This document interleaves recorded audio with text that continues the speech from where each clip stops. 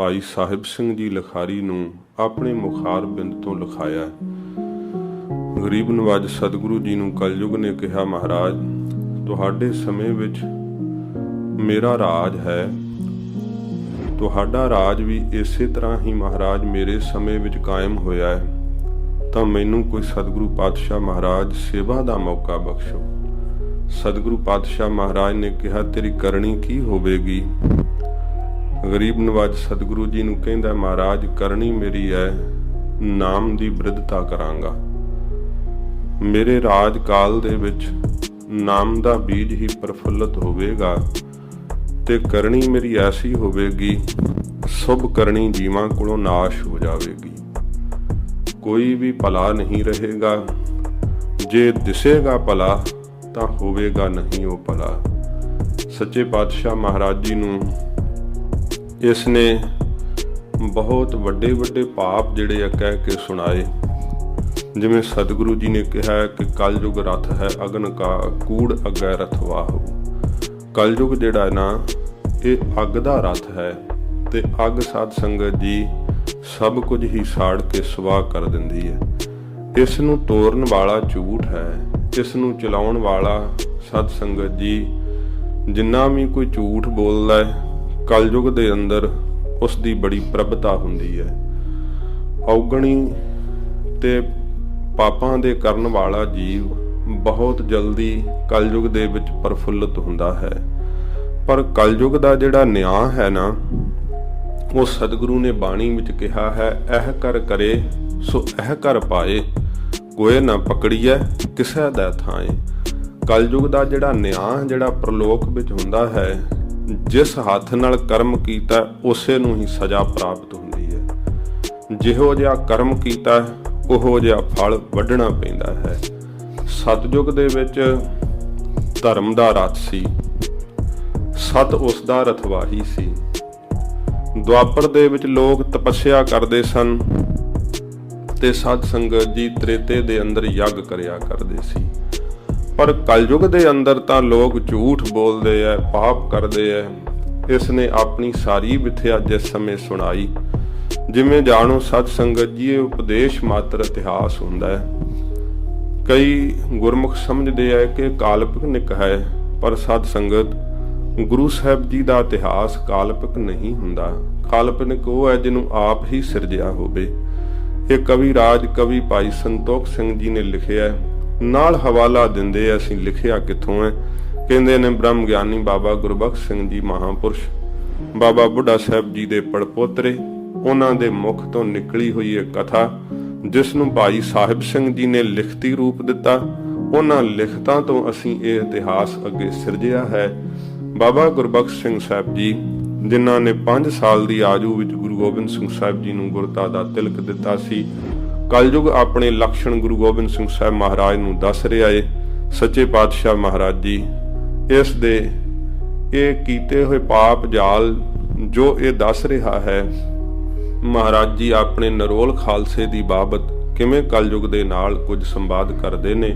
ਆਓ ਸਰਵਣ ਕਰੀਏ।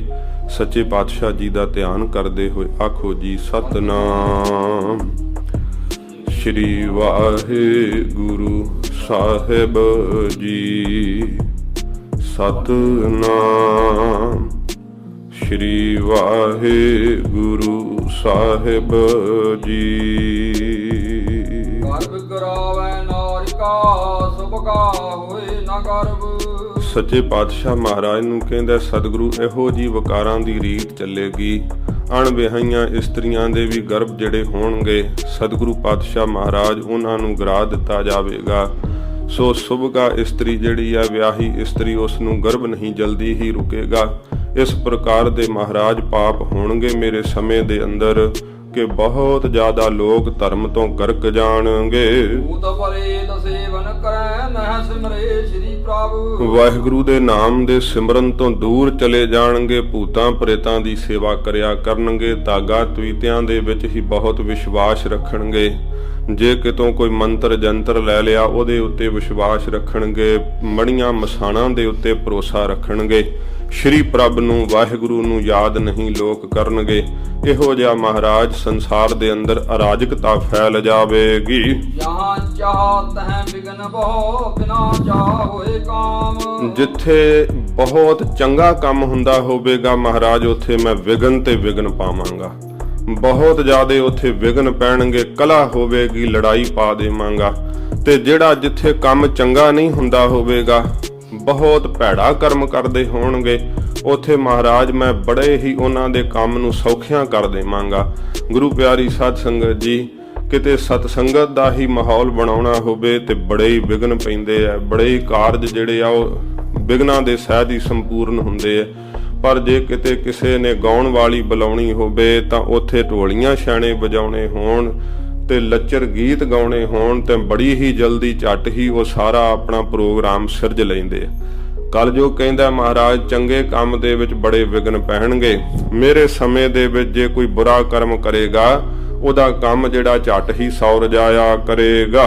ਮਿੱਤਰ ਕਰੇ ਅਤ ਸ਼ਤਰਤਾ ਸ਼ਤਰੂ ਮੀਤ ਕਾ ਕਾਮ। ਜਦੋਂ ਕਿਸੇ ਨੂੰ ਕੰਮ ਪਵੇਗਾ ਨਾ, ਜਿਹੜਾ ਉਹਦਾ ਮਿੱਤਰ ਹੋਵੇਗਾ ਉਸ ਸਮੇਂ ਮਹਾਰਾਜ ਉਹ ਸ਼ਤਰੂ ਦਾ ਕੰਮ ਕਰੇਗਾ।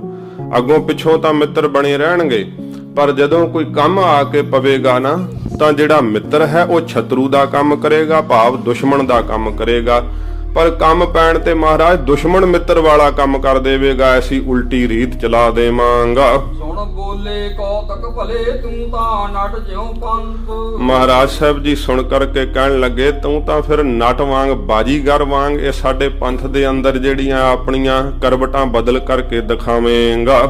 ਨਾਮਦਾਨ ਹੋਏ ਬੰਥ ਮੈਂ ਕਰੀ ਹੈ ਆਪਣੀ ਸੰਥ। ਇਹ ਕਹਿੰਦਾ ਮਹਾਰਾਜ ਤੁਹਾਡੇ ਪੰਥ ਵਿੱਚ ਮੇਰਾ ਜ਼ੋਰ ਕਿੱਥੇ ਚੱਲੇਗਾ, ਕਿਉਂਕਿ ਆਪ ਜੀ ਨੇ ਆਪਣੇ ਖਾਲਸੇ ਨੂੰ ਨਾਮ ਦਾ ਦਾਨ ਦਿੱਤਾ ਹੈ ਨਾ।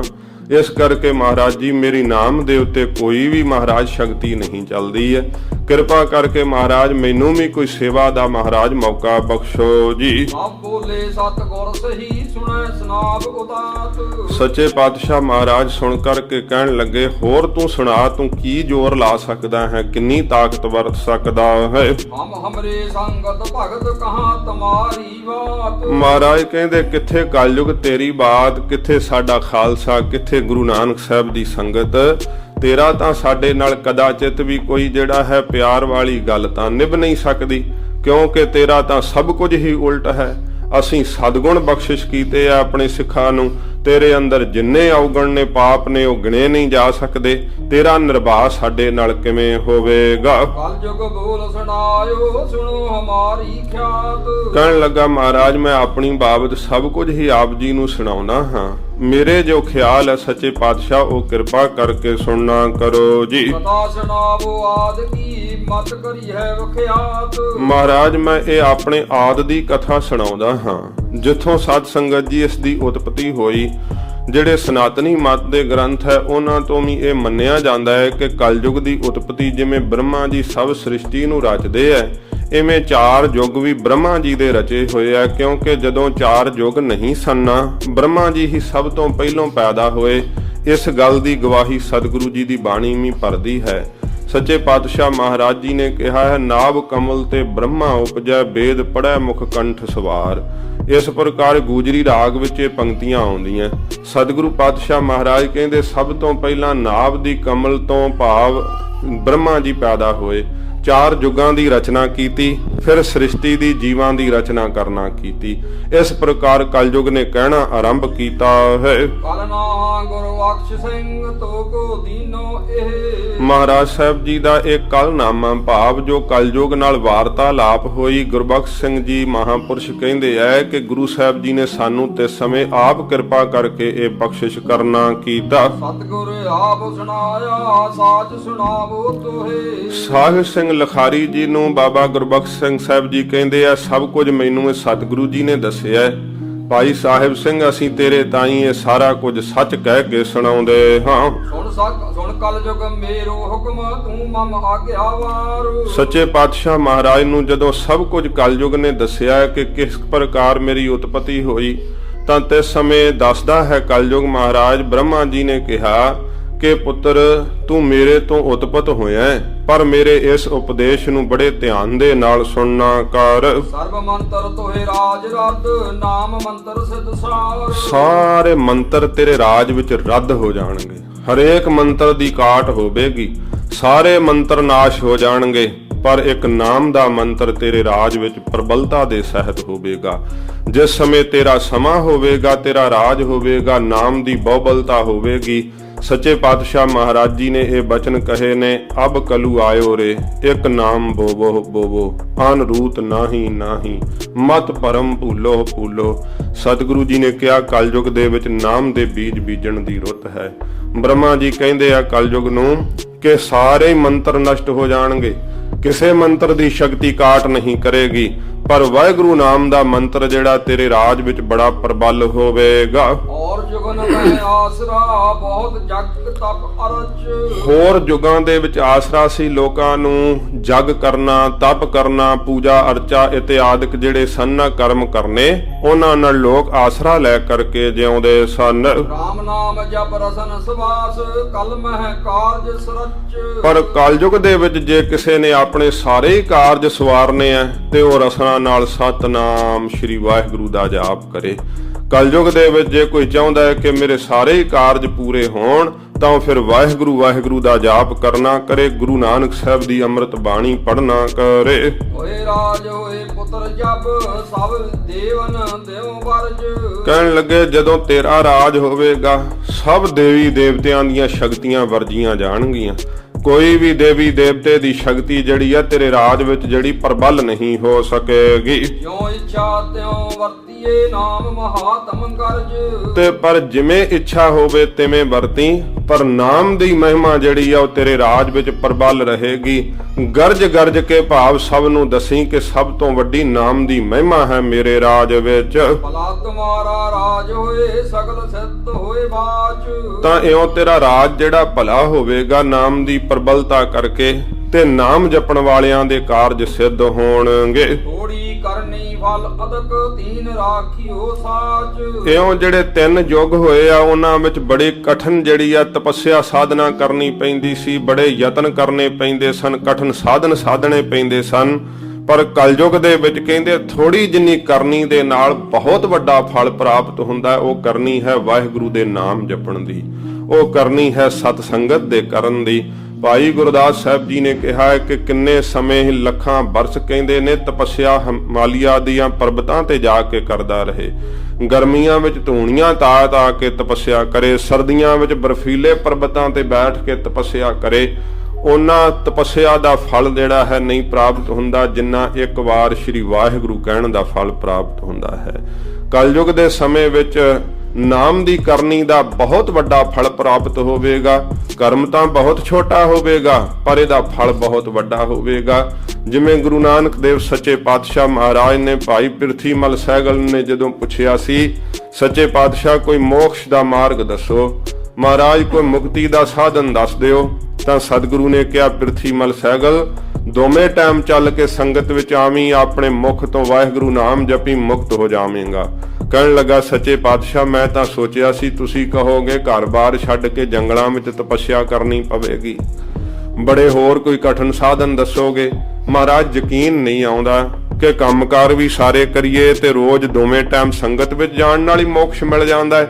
ਫਿਰ ਸਤਿਗੁਰੂ ਜੀ ਨੇ ਕਿਹਾ ਸੀ ਪਿਰਥੀਮਲ ਸਹਿਗਲ ਲੱਕੜਹਾਰਾ ਸਾਰਾ ਦਿਨ ਜੰਗਲ ਵਿੱਚ ਲੱਕੜਾਂ ਕੱਟਦਾ ਹੈ ਪਰ ਉਸ ਦੀ ਮਿਹਨਤ ਦੇ ਬਦਲੇ ਉਹਨੂੰ ਫਲ ਬਹੁਤ ਥੋੜਾ ਮਿਲਦਾ ਹੈ। ਹੋਰ ਵਪਾਰੀ ਜਿਹੜੇ ਆ ਬੜਾ ਵਪਾਰ ਕਰਦੇ ਆ, ਮਿਹਨਤ ਮੁਸ਼ੱਕਤ ਕਰਦੇ ਆ ਪਰ ਉਹਦਾ ਫਲ ਉਹਨਾਂ ਨੂੰ ਬਹੁਤ ਥੋੜਾ ਹੁੰਦਾ ਹੈ। ਪਰ ਜਿਹੜੇ ਹੀਰੇ ਜਵਾਹਰਾਤ ਤੇ ਸੋਨੇ ਚਾਂਦੀ ਦਾ ਵਪਾਰ ਕਰਦੇ ਆ ਉਹਨਾਂ ਦੀ ਮਿਹਨਤ ਬਹੁਤ ਘੱਟ ਹੁੰਦੀ ਪਰ ਫਲ ਉਹਨਾਂ ਨੂੰ ਸਭ ਤੋਂ ਜ਼ਿਆਦਾ ਪ੍ਰਾਪਤ ਹੁੰਦਾ ਹੈ। ਵਾਹਿਗੁਰੂ ਨਾਮ ਜਪਣਾ, ਸਤ ਸੰਗਤ ਕਰਨੀ, ਇਹ ਹੀਰਿਆਂ ਦੇ ਵਪਾਰ ਕਰਨ ਦੀ ਨਿਆਈ ਹੈ। ਜੇ ਤਪੱਸਿਆ ਸਾਧਨਾ ਕਰਨੀ ਹੈ ਤਾਂ ਫਿਰ ਲੱਕੜਹਾਰੇ ਦੀ ਤਰ੍ਹਾਂ ਜਾਂ ਮਿਹਨਤ ਕਰ ਲੈ, ਫਲ ਉਹਦਾ ਤੈਨੂੰ ਇੰਨਾ ਨਹੀਂ ਮਿਲੇਗਾ। ਸੱਚੇ ਪਾਤਸ਼ਾਹ ਦੇ ਚਰਨਾਂ ਤੇ ਝੁਕ ਗਿਆ ਪਿਰਥੀਮਲ ਸਹਿਗਲ, ਮਹਾਰਾਜ ਕਿਰਪਾ ਕਰਕੇ ਆਪਣੀ ਸੰਗਤ ਦੀ ਦਾਤ ਬਖਸ਼ੋ, ਨਾਮ ਦੀ ਦਾਤ ਬਖਸ਼ੋ। ਕਲਯੁਗ ਦੇ ਵਿੱਚ ਬੜਾ ਸੌਖਾ ਸਾਧਨ ਹੈ ਕਿਉਂਕਿ ਕਲਯੁਗ ਦੇ ਵਿੱਚ ਤੇ ਇੱਕ ਤਾਂ ਜੀਵ ਦੀ ਉਮਰ ਬਹੁਤ ਛੋਟੀ ਹੈ। 100 ਸਾਲ ਦੀ ਉਮਰ ਕੋਈ ਬਹੁਤ ਲੰਮੀ ਉਮਰ ਨਹੀਂ ਮੰਨੀ ਗਈ ਬਾਕੀਆਂ ਯੁੱਗਾਂ ਦੇ ਬਰਾਬਰ, ਕਿਉਂਕਿ ਕਿਸੇ ਯੁੱਗ ਵਿੱਚ 1000 ਵਰਾ ਤੇ ਕਿਸੇ ਵਿੱਚ 10,000 ਵਰਾ ਹੈ। ਇੰਨੀ ਉਮਰਾਂ ਲੈ ਕੇ ਲੋਕ ਜਿਉਂਦੇ ਸਨ, ਪਰ ਕਲਯੁਗ ਦੇ ਵਿੱਚ ਤਾਂ 100 ਸਾਲ ਦੀ ਆਜੂ ਹੈ। ਇੰਨੀ ਛੋਟੀ ਜਿਹੀ ਆਜੂ ਸੱਚੇ ਪਾਤਸ਼ਾਹ ਮਹਾਰਾਜ ਜੀ ਨੇ ਇਸੇ ਕਰਕੇ ਫਿਰ ਇਸ ਛੋਟੀ ਆਜੂ ਵਿੱਚ ਥੋੜੀ ਜੀ ਕਰਨੀ ਦਾ ਵੱਡਾ ਫਲ ਬਖਸ਼ਿਸ਼ ਕੀਤਾ ਹੈ ਕਿ ਜੇ ਆਪਣੇ ਸਵਾਸਾਂ ਨਾਲ ਵਾਹਿਗੁਰੂ ਮੰਤਰ ਜਪੇ ਤਾਂ ਉਹਦਾ ਫਲ ਉਹਨੂੰ ਉਹੋ ਹੀ ਪ੍ਰਾਪਤ ਹੋਵੇਗਾ ਜੋ ਸਾਧ ਸੰਗਤ ਜੀ ਲੱਖਾਂ ਵਰਸ਼ ਤਪੱਸਿਆ ਕਰਨ ਨਾਲ ਵੀ ਨਹੀਂ ਪ੍ਰਾਪਤ ਹੁੰਦਾ। ਮੋਕਸ਼ ਨੂੰ ਪਹੁੰਚ ਜਾਵੇਗਾ ਸਤਨਾਮ ਸ੍ਰੀ ਵਾਹਿਗੁਰੂ ਦਾ ਜਾਪ ਕਰਨ ਵਾਲਾ। ਪਰਿਆੰਚੀ ਪਰ ਨਾਰ ਤਜ ਨਾਮ ਸਦਾ ਹੈ ਸਵਾਸ। ਜਿਹੜਾ ਪਰ ਅੰਛੀ ਭਾਵ ਪਰਾਏ ਦਾ ਧਨ ਵੇਖ ਕਰਕੇ ਲਾਲਚ ਨਹੀਂ ਕਰੇਗਾ ਤੇ ਪਰ ਇਸਤਰੀ ਨੂੰ ਤਿਆਗ ਕਰਕੇ ਨਾਮ ਦਾ ਪ੍ਰੇਮ ਕਰੇਗਾ ਤੇਰੇ ਸਮੇਂ ਦੇ ਅੰਦਰ। ਹਰ ਭਜ ਹਰ ਜਿਤ ਹੇਤ ਹਰ ਸਿਧ ਕੀ ਕੁਲ ਆਸ। ਜਿਸ ਦੇ ਅੰਦਰ ਵਾਹਿਗੁਰੂ ਦਾ ਹੀ ਭਜਨ ਕਰਨ ਦਾ ਚਾਹ ਹੋਵੇਗਾ, ਜਿਸ ਦੀ ਰਸਨਾ ਤੇ ਵਾਹਿਗੁਰੂ ਨਾਮ ਹੋਵੇਗਾ, ਜਿਹਦੇ ਅੰਦਰ ਇਸ ਪ੍ਰਕਾਰ ਵਾਹਿਗੁਰੂ ਰਾਮਦਾ ਹੋਵੇਗਾ, ਜਿਹੜਾ ਆਪਣੀ ਵੰਸ਼ ਦੇ ਵਿੱਚ ਵੀ ਨਾਮ ਦਾ ਬੀਜ ਬੀਜੇਗਾ ਕਲਯੁਗ, ਉਸ ਦੇ ਉੱਪਰ ਤੇਰਾ ਜ਼ੋਰ ਨਹੀਂ ਚੱਲੇਗਾ। ਦੇਹ ਅੰਤ ਵੀ ਹਰ ਭਜੇ ਤੋ ਵੀ ਹੋਏ ਨਿਸਤਾਰ। ਐਸਾ ਉਸ ਦਾ ਨਿਸਤਾਰਾ ਹੋਵੇਗਾ। ਜੇ ਕਲਯੁਗ ਨੂੰ ਕਹਿੰਦੇ ਆ ਤੇਰੇ ਸਮੇਂ ਦੇ ਅੰਦਰ ਸਾਰੇ ਜੀਵਨ ਵੀ ਜੇ ਉਹਨੇ ਭਜਨ ਨਹੀਂ ਕੀਤਾ, ਜੇ ਮਰਨ ਲੱਗਿਆ ਮੁਖ ਤੋਂ ਵਾਹਿਗੁਰੂ ਸ਼ਬਦ ਨਿਕਲ ਗਿਆ ਤਾਂ ਵੀ ਉਹਨੂੰ ਤਾਰ ਦੇਵਾਂਗੇ, ਤਾਂ ਵੀ ਉਹਦਾ ਨਿਸਤਾਰਾ ਕਰ ਦੇਵਾਂਗੇ। ਜਦੋਂ ਮਰਨ ਲੱਗਿਆ ਵੀ ਸਤਨਾਮ ਵਾਹਿਗੁਰੂ ਦਾ ਜਾਪ ਮੁਖ ਤੋਂ ਨਿਕਲ ਜਾਵੇ ਤਾਂ ਉਸ ਦੀ ਵੀ ਕਲਿਆਣ ਹੋ ਜਾਵੇਗੀ। ਐਸੇ ਹਰ ਕੋ ਨਤ ਭਜੈ ਭੌਜਲ ਉਤਰੇ ਪਾਰ। ਐਸੇ ਦਿਆਲੂ ਵਾਹਿਗੁਰੂ ਜੀ ਦੇ ਨਾਮ ਨੂੰ ਜਿਹੜਾ ਨਿਤਾ ਪ੍ਰਤੀ ਭਜਨ ਕਰੇਗਾ ਉਹ ਭਵਜਲ ਤੋਂ ਸੰਸਾਰ ਸਮੁੰਦਰ ਤੋਂ ਪਾਰ ਉਤਰ ਜਾਵੇਗਾ। ਬ੍ਰਹਮ ਪ੍ਰਾਇਣ ਹੋਏ ਕੈ ਤਨ ਮਨ ਅਰਪੈ ਜੋਏ। ਜਿਹੜਾ ਵਾਹਿਗੁਰੂ ਜੀ ਦੇ ਪ੍ਰਾਇਣ ਹੋ ਜਾਵੇਗਾ, ਨਿਰੰਕਾਰ ਦੇ ਆਸਰੇ ਹੋ ਕਰਕੇ ਆਪਣਾ ਤਨ ਮਨ ਅਰਪਣ ਕਰ ਦੇਵੇਗਾ। ਤਾਂ ਕਾ ਵੀ ਤੂੰ ਭੈ ਕਰੀ ਇਹ ਹਮਾਰੀ ਖੋਏ। ਇਹ ਮੇਰੀ ਆਗਿਆ ਹੈ ਕਿ ਉਸ ਦਾ ਤੂੰ ਭੈ ਕਰੀ, ਉਸ ਤੋਂ ਡਰ ਜਾਵੀਂ, ਕਦੇ ਵੀ ਉਸ ਦੇ ਨਜ਼ਦੀਕ ਨਾ ਜਾਵੀਂ। ਜਿਹੜਾ ਤਨ ਮਨ ਕਰਕੇ ਗੁਰੂ ਕਾ ਦਾਸ ਹੋ ਜਾਵੇਗਾ, ਗੁਰੂ ਕਾ ਸਿੱਖ ਬਣ ਜਾਵੇਗਾ, ਉਸ ਦੇ ਨੇੜੇ ਨਾ ਜਾਵੀਂ। ਸੱਚੇ ਪਾਤਸ਼ਾਹ ਮਹਾਰਾਜ ਜੀ ਦੀ ਬਾਣੀ ਕਹਿੰਦੀ ਹੈ, ਯਹ ਸਾਧੂ ਕੀਰਤਨ ਭਜਨ ਨਾਨਕ ਨੀਤ। ਮਹਾਰਾਜ ਸੱਚੇ ਪਾਤਸ਼ਾਹ ਕਹਿੰਦੇ ਜਹ ਸਾਧੂ ਕੀਰਤਨ ਭਜਨ ਨਾਨਕ ਨੀਤ। ਸੋ ਸਾਧ ਸੰਗਤ ਪੰਕਤੀ ਕਈ ਵਾਰ ਵਿਸਰ ਜਾਂਦੀ ਹੈ, ਨਹੀਂ ਕੰਠ ਕਈ ਵਾਰ ਪੰਕਤੀ ਹੁੰਦੀ ਆ ਉਹ ਰਸਨਾ ਤੇ ਨਹੀਂ ਚੜ੍ਹਦੀ। ਸੱਚੇ ਪਾਤਸ਼ਾਹ ਮਹਾਰਾਜ ਜੀ ਕਹਿੰਦੇ ਆ ਕਿ ਜਿੱਥੇ ਸਾਧੂਆਂ ਦੀ ਸੰਗਤ ਦਾ ਭਜਨ ਹੁੰਦਾ ਹੋਵੇਗਾ, ਕੀਰਤਨ ਨਾਨਕ ਨੀਤ, ਅਣਾ ਹੋਣਾ ਤੂੰ ਨਾ ਛੁਟਹਿ ਨਿਕਟ ਨਾ ਜਾਈ ਉਹ ਦੂਤ।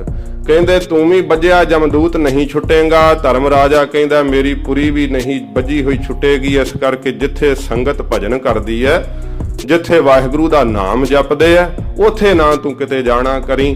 ਜਿਹੜੇ ਵਾਹਿਗੁਰੂ ਮੰਤਰ ਦਾ ਸਿਮਰਨ ਕਰਦੇ ਆ, ਜਿਹੜੇ ਨਾਮ ਜਪਦੇ ਆ, ਉਹਨਾਂ ਤੋਂ ਡਰਨਾ ਕਰੀ, ਭੈ ਕਰਨਾ ਕਰੀ। ਜੇ ਬੇਅਦਬੀ ਕਰੇਗਾ, ਨੇੜੇ ਜਾਣ ਦਾ ਹੌਸਲਾ ਕਰੇਗਾ ਤਾਂ ਫਿਰ ਮੇਰੀ ਵੀ ਨਾਲ ਹੀ ਨਰਾਦਰੀ ਹੋਵੇਗੀ। ਨਾ ਹੀ ਵੱਜੀ ਹੋਈ ਜੰਮਪੁਰੀ ਛੁੱਟ ਸਕੇਗੀ, ਨਾ ਵੱਜਿਆ ਹੋਇਆ ਤੂੰ ਛੁੱਟ ਸਕੇਗਾ। ਇਸ ਪ੍ਰਕਾਰ ਕਲਯੁਗ ਨੂੰ ਹਦਾਇਤ ਕਰਦੇ ਹਨ ਬ੍ਰਹਮਾ ਜੀ। ਅਪਰ ਸਗਲ ਤਜ ਆਸਰੋ ਏਕ ਨਾਮ ਕੋ ਪ੍ਰੇਮ। ਹੋਰ ਸਾਰੇ ਹੀ ਆਸਰੇ ਤਜ ਕਰਕੇ ਛੱਡ ਕਰਕੇ ਜਿਹੜਾ ਇੱਕ ਨਾਮ ਦਾ ਪਿਆਰ ਆਸਰਾ ਆਪਣੇ ਹਿਰਦੇ ਵਿੱਚ ਧਾਰਨ ਕਰੇਗਾ। ਦੀਨ ਲੋਕ ਕੋ ਵੇਦ ਕੈ ਜਾਏ ਸੋ ਤੇ ਜਿਹੜਾ ਤਿੰਨਾਂ ਲੋਕਾਂ ਨੂੰ ਭਾਵ ਵੇਦ ਕਰਕੇ ਵਿਨ ਕਰਕੇ ਫਿਰ ਉਹ ਬ੍ਰਹਮ ਲੋਕ ਵਿੱਚ ਪਹੁੰਚ ਜਾਵੇਗਾ, ਭਾਵ ਸੱਚਖੰਡ ਦੇ ਵਿੱਚ ਪਹੁੰਚ ਜਾਵੇਗਾ। ਉਹਦੀ ਅਵਸਥਾ ਇਹੋ ਜੀ ਹੋਵੇਗੀ, ਤੇਰੇ ਸਮੇਂ ਵਿੱਚ ਰਹਿੰਦਾ ਹੋਇਆ ਵੀ ਉਹ ਪਾਪਾਂ ਤੋਂ ਨਿਰਲੇਪ ਰਵੇਗਾ। ਜਿਵੇਂ ਕਮਲ ਦਾ ਫੁੱਲ ਚਿੱਕੜ ਵਿੱਚ ਰਹਿੰਦਾ ਹੀ ਪਾਣੀ ਤੋਂ ਚਿੱਕੜ ਤੋਂ ਨਿਰਲੇਪ ਰਹਿੰਦਾ ਹੈ, ਇਵੇਂ ਕਲਯੁਗ ਦੇ ਸਮੇਂ ਵਿੱਚ ਰਹਿੰਦੇ ਹੋਏ ਮਹਾਰਾਜ ਕਹਿੰਦੇ ਉਹ ਗੁਰਮੁਖ ਪਿਆਰੇ ਦੀਸੈ ਸਾਮੈ ਸਭ ਤੇ ਰਹਤੇ, ਪਾਰ ਬ੍ਰਹਮ ਕਾਉ ਧਿਆਨ ਤਰਤੇ। ਤੁਰਦੇ ਫਿਰਦੇ ਉਹ ਵਿਹਾਰ ਕਰਦੇ ਸਭ ਵਿੱਚ ਦਿਸਦੇ ਐ, ਪਰ ਉਹਨਾਂ ਦਾ ਧਿਆਨ ਗੁਰੂ ਵਿੱਚ ਲੱਗਾ ਰਹਿੰਦਾ ਹੈ, ਨਿਰੰਕਾਰ ਵਿੱਚ ਲੱਗਾ ਰਹਿੰਦਾ ਹੈ। ਇਹੋ ਜਿਹਾ ਮਹਾਰਾਜ ਸੱਚੇ ਪਾਤਸ਼ਾਹ ਜੀ ਕਹਿੰਦੇ ਉਹ ਗੁਰਸਿੱਖਾਂ ਦਾ ਸੁਭਾਅ ਹੁੰਦਾ ਹੈ। ਕਲਯੁਗ ਨੂੰ ਕਹਿੰਦੇ ਤੇਰਾ ਸਮਾਂ ਬੜਾ ਪ੍ਰਬਲ ਹੋਵੇਗਾ, ਹਰੇਕ ਤੇ ਤੇਰਾ ਜ਼ੋਰ ਚੱਲੇਗਾ, ਪਰ ਜਿਹੜੇ ਗੁਰੂ ਕੇ ਸਿੱਖ ਹੋਣਗੇ ਉਹਨਾਂ ਉੱਤੇ ਤੇਰਾ ਜ਼ੋਰ ਨਹੀਂ ਚੱਲ ਸਕੇਗਾ। ਆਪਣੀ ਨਾਰੀ ਸੱਚ ਬਿਰਤ ਖਾਜ ਅਖਾਜੀ ਬਿਰਤ। ਫਿਰ ਐਸਾ ਜਿਸ ਦਾ ਸੁਭਾਅ ਹੋਵੇਗਾ ਆਪਣੀ ਪਤਨੀ ਦੇ ਧਰਮ ਵਿੱਚ ਪਰਪੱਕ ਰਹੇਗਾ ਜਾਂ ਪਤਨੀ ਆਪਣੇ ਪਤੀ ਵਰਤਾ ਧਰਮ ਵਿੱਚ ਪਰਪੱਕ ਰਹੇਗੀ। ਕਿਹੜੀ ਚੀਜ਼ ਖਾਣੀ ਚਾਹੀਦੀ ਹੈ ਤੇ ਕਿਹੜੀ ਚੀਜ਼ ਨਹੀਂ ਖਾਣੀ ਚਾਹੀਦੀ ਵੇਖ ਕਰਕੇ ਆਪਣੇ ਮੁਖ ਦੇ ਉੱਤੇ ਸੰਜਮ ਰੱਖੇਗਾ, ਆਪਣੀਆਂ ਅੱਖਾਂ ਦੇ ਉੱਤੇ ਸੰਜਮ ਰੱਖੇਗਾ, ਆਪਣੀ ਜੀਭਾ ਦੇ ਉੱਤੇ ਸੰਜਮ ਰੱਖੇਗਾ। ਪਰ ਜੀਵ ਦਾ ਸਾਧ ਸੰਗਤ ਜੀ ਇਹਨਾਂ ਚੀਜ਼ਾਂ ਦੇ ਉੱਤੇ ਸੰਜਮ ਨਹੀਂ ਹੈ। ਨੇਤਰਾਂ ਤੇ ਸੰਜਮ ਨਹੀਂ ਰਹਿੰਦਾ ਕਿ ਕੀ ਚੀਜ਼ਾਂ ਵੇਖਣੀਆਂ ਚਾਹੀਦੀਆਂ ਕੀ ਨਹੀਂ ਵੇਖਣੀਆਂ ਚਾਹੀਦੀਆਂ। ਰਸਨਾ ਦੇ ਉੱਤੇ ਸੰਜਮ ਨਹੀਂ ਰਹਿੰਦਾ ਹੈ, ਕੀ ਬੋਲਣਾ ਚਾਹੀਦਾ ਕੀ ਨਹੀਂ ਬੋਲਣਾ ਚਾਹੀਦਾ। ਗਲਤ ਵੇਖਣ ਕਰਕੇ ਤੇ ਗਲਤ ਬੋਲਣ ਕਰਕੇ ਜਿੰਨੀ ਸਾਡੀ ਸਰੀਰ ਦੀ ਸ਼ਕਤੀ ਨਸ਼ਟ ਹੁੰਦੀ ਆ ਹੋਰ ਕਿਸੇ ਵੀ ਕਾਰਜ ਨਾਲ ਇੰਨੀ ਸ਼ਕਤੀ ਨਸ਼ਟ ਨਹੀਂ ਹੁੰਦੀ। ਬਹੁਤ ਸਰੀਰ ਦੀ ਤਾਕਤ ਸਾਧ ਸੰਗਤ ਜੀ ਭੈੜਾ ਬੋਲਣ ਕਰਕੇ ਖਤਮ ਹੋ ਜਾਂਦੀ ਹੈ। ਬਹੁਤ ਸਰੀਰ ਦੀ ਤਾਕਤ ਜਿਹੜੀ ਆ ਭੈੜਾ ਵੇਖਣ ਕਰਕੇ ਖਤਮ ਹੋ ਜਾਂਦੀ ਹੈ। ਇਸ ਕਰਕੇ ਜਿਹੜਾ ਕੋਈ ਸੰਜਮ ਦੇ ਨਾਲ ਹੀ ਆਪਣੇ ਮੁਖ ਤੋਂ ਬੋਲੇ ਉਹ ਬੋਲ ਬੋਲੇ ਜਿਸ ਦੇ ਨਾਲ ਕਿਸੇ ਦਾ ਹਿਰਦਾ ਨਾ ਦੁਖੇ, ਹਰੇਕ ਨੂੰ ਉਹ ਬੋਲ ਚੰਗਾ ਲੱਗੇ। ਇਸ ਪ੍ਰਕਾਰ ਆਪਣੇ ਨੇਤਰਾਂ ਦੇ ਉੱਤੇ ਸੰਜਮ ਕਰੇ, ਕੀ ਚੀਜ਼ ਖਾਣੀ ਚਾਹੀਦੀ ਹੈ ਕੀ ਨਹੀਂ ਖਾਣੀ ਚਾਹੀਦੀ। ਅਯੋਗ ਚੀਜ਼ਾਂ ਦਾ ਜਿਹੜਾ ਤਿਆਗ ਕਰਦਾ ਹੋਇਆ ਐਸਾ ਆਪਣੇ ਇੰਦਰੀਆਂ ਦਾ ਦਮਨ ਕਰਕੇ ਨਾਮ ਜਪਣਾ ਕਰੇ। ਸੋਈ ਸੰਤ ਗੁਰਮਾਨੀ ਹੋ ਕੁਲ ਕਲੂ ਪੁੱਤਰ ਸਤ ਜਿਤ ਚਿਤ। ਕਹਿੰਦੇ ਨੇ ਕਲਯੁਗ ਪੁੱਤਰ ਉਹ ਤੇਰੇ ਸਮੇਂ ਵਿੱਚ ਸੰਤ ਹੋਵੇਗਾ, ਉਸ ਨੂੰ ਸੰਤ ਮੰਨਿਆ ਜਾਵੇਗਾ ਜਿਹਦੇ ਅੰਦਰ ਨਾਮ ਰਮਦਾ ਹੋਵੇਗਾ, ਅੱਖਾਂ ਤੇ ਕੰਟਰੋਲ ਹੋਵੇਗਾ, ਜੀਭਾ ਤੇ ਉਹਦਾ ਸੰਜਮ ਹੋਵੇਗਾ, ਕੰਨਾਂ ਦੇ ਉੱਤੇ ਸੰਜਮ ਹੋਵੇਗਾ। ਜਿਨੇ ਆਪਣੀਆਂ ਇੰਦਰੀਆਂ ਨੂੰ ਵਸ ਕੀਤਾ ਹੋਵੇਗਾ ਉਹ ਸੰਤ ਅਖਵਾਵੇਗਾ। ਗੁਰੂ ਪਿਆਰੀ ਸਾਧ ਸੰਗਤ ਜੀ ਅਜੋਕੇ ਸਮੇਂ ਦੇ ਅੰਦਰ ਇਹੋ ਜਿਹੇ ਸ਼ੁਭ ਲੱਛਣ ਜਿਸ ਕਿਸੇ ਜੀਵ ਵਿੱਚ ਹੋਣ ਤਾਂ ਉਸ ਨੂੰ ਸੰਤ ਕਿਹਾ ਜਾ ਸਕਦਾ ਹੈ। ਪਰ ਜੇ ਕੋਈ ਸੰਤ ਵਾਲਾ ਲਿਬਾਸ ਪਾ ਕਰਕੇ ਕਹੇ ਤਾਂ ਉਸ ਨੂੰ ਤਾਂ ਸੰਤ ਨਹੀਂ ਮੰਨਿਆ ਜਾ ਸਕਦਾ। ਜੇ ਮਹਾਪੁਰਸ਼ਾਂ ਵਾਲੇ ਲੱਛਣ ਨਹੀਂ ਹਨ, ਇਹ ਨਿਸ਼ਾਨੀ ਸਾਧਕੀ ਜਿਸ ਭੇਟਤ ਤਰੀਐ। ਮਹਾਪੁਰਸ਼ ਦੀ ਨਿਸ਼ਾਨੀ ਇਹ ਹੁੰਦੀ ਹੈ ਜਿਹਦੇ ਵੱਲ ਵੇਖ ਕੇ ਕਲੇਜੇ ਨੂੰ ਠੰਡ ਪੈ ਜਾਵੇ, ਜਿਹਦਾ ਦਰਸ਼ਨ ਕਰਕੇ ਹਿਰਦਾ ਸ਼ਾਂਤ ਹੋ ਜਾਵੇ। ਇਹੋ ਜਿਹੇ ਹੁੰਦੇ ਆ ਮਹਾਪੁਰਸ਼। ਸੱਚੇ ਪਾਤਸ਼ਾਹ ਮਹਾਰਾਜ ਜੀ ਨੂੰ ਇਹ ਕਲਯੁਗ ਕਹਿੰਦਾ ਮਹਾਰਾਜ ਮੈਨੂੰ ਹਦਾਇਤ ਹੋਈ ਹੈ, ਰਾਜ ਤਾਂ ਮੇਰਾ ਬੜਾ ਪ੍ਰਬਲ ਹੈ ਪਰ ਜਿਹੜੇ ਐਸੇ ਮਹਾਪੁਰਸ਼ ਹੋਣਗੇ ਉਹਨਾਂ ਉੱਤੇ ਮੇਰਾ ਜ਼ੋਰ ਨਹੀਂ ਚੱਲੇਗਾ। ਸਤਜੁਗ ਮੇਰੇ ਸਿਰ ਵਸੋ ਪੂਜਾ ਵਸੋ ਤ੍ਰਿਤ। ਇਹ ਬ੍ਰਹਮਾ ਜੀ ਨੇ ਕਿਹਾ ਹੈ ਕਿ ਜਿਹੜਾ ਸਤਜੁਗ ਉਹ ਤਾਂ ਸਾਡੇ ਸੀਸ ਤੇ ਵਸਦਾ ਹੈ। ਤਾਂ ਇਸ ਪ੍ਰਕਾਰ ਜਿਹੜਾ ਇਸ ਪ੍ਰਕਾਰ ਦੁਆਰਾ ਪੜੋ ਪੂਜਾ ਵਸੋ ਤ੍ਰਿਤ। ਤੇ ਜਿਹੜਾ ਤ੍ਰੇਤਾ ਯੁਗ ਹੈ ਸਾਡੀਆਂ ਭੁਜਾਵਾਂ ਬਾਹਾਂ ਵਿੱਚ ਵਸਦਾ ਹੈ। ਦੁਆਪਰ ਵਸਿਓ ਜੰਗ ਮਮ ਤੂੰ ਚਰਨਨ ਕੋਸੇ। ਤੇ ਦੁਆਪਰ ਯੁਗ ਜਿਹੜਾ ਕਹਿੰਦੇ ਸਾਡੀਆਂ ਲੱਤਾਂ ਵਿੱਚ ਵਸਦਾ ਤੇ ਕਲਯੁਗ ਤੂੰ ਚਰਨਾਂ ਦੇ ਵਿੱਚ ਵਸ ਰਿਹਾ ਹੈ। ਅੰਗ ਅੰਗ ਕੀ ਮੁਕਤ ਇਹ ਵੇਦ ਮਾਂਜ ਲਿਖ ਦੀਨ। ਤੇ ਕਹਿੰਦੇ ਨੇ ਚਰਨਾਂ ਦੀ ਸੇਵਾ ਵਾਲਾ ਹੀ ਮਹਾਤਮ ਪਾਉਂਦਾ ਹੈ। ਕਹਿੰਦੇ ਨੇ ਵੇਦਾਂ ਦੇ ਵਿੱਚ ਵੀ ਜਿਹੜਾ ਹੈ ਤੇਰੇ ਸਮੇਂ ਦਾ ਮਹਾਤਮ ਨਾਮ ਦੀ ਮਹਿਮਾ ਹੀ ਲਿਖੀ ਹੋਵੇਗੀ।